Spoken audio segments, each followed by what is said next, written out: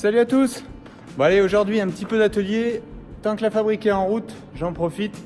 Tuyau supplémentaire, je suis en train de préparer justement le tuyau du 6R.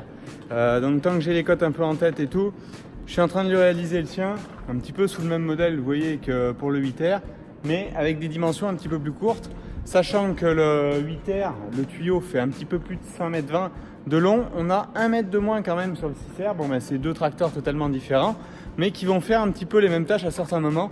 Donc voilà pourquoi je réalise un second tuyau qui sera propre au 6R et le 8R aura le sien propre aussi.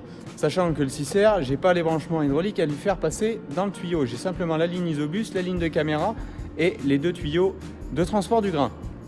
Donc j'ai récupéré, là par contre c'est mon support ancien que j'avais sur l'Amazon. J'ai simplement refait une accroche ici.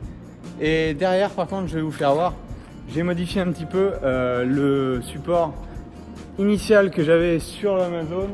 Donc sur l'Amazon, il était toujours pris là. Donc là je me prends sur la cabine suspendue, justement, il bouge avec la cabine. Le 8R, je tiens à vous repréciser qu'il n'est pas avec une cabine suspendue, donc il n'y a pas de souci de se prendre sur la cabine en haut. Donc là simplement, bon, vous voyez peut-être pas, mais j'ai pas fini de souder. Là je fais un décrochement pour pouvoir ouvrir mon carreau, chose que je pouvais pas faire avec l'Amazon, donc c'était, je trouve, assez contraignant que là je peux ouvrir mon carreau arrière. Tout ça avec donc un peu de place pour que mon phare de travail puisse éclairer sous. Des passes câbles en dessus, il y aura simplement le câble de la caméra, mais bon, au moins comme ça, il sera logé sans pendre sur l'aile. Et la sortie des deux tuyaux qui sera posée juste ici. Les tuyaux, vous les voyez, ils sont par terre. Donc j'ai plus qu'à finir de souder tout ça, reponcer, dégraisser ça et peindre, et j'aurai comme ça les deux tracteurs d'opérationnel pour faire de la trémie frontale.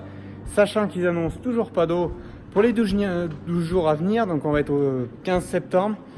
Je me bloque pas encore de semer du colza, mais je pense que le 8R, je vais le démonter de l'ensemble de semis parce que je vais avoir du déchômage à faire un petit peu. Et c'est possible que j'équipe pour le coup, si je sème des colza, que ça soit le 6R qui le fasse. Avec le même équipement que vous avez vu, la trémie frontale Gverneland, ainsi que le 750A.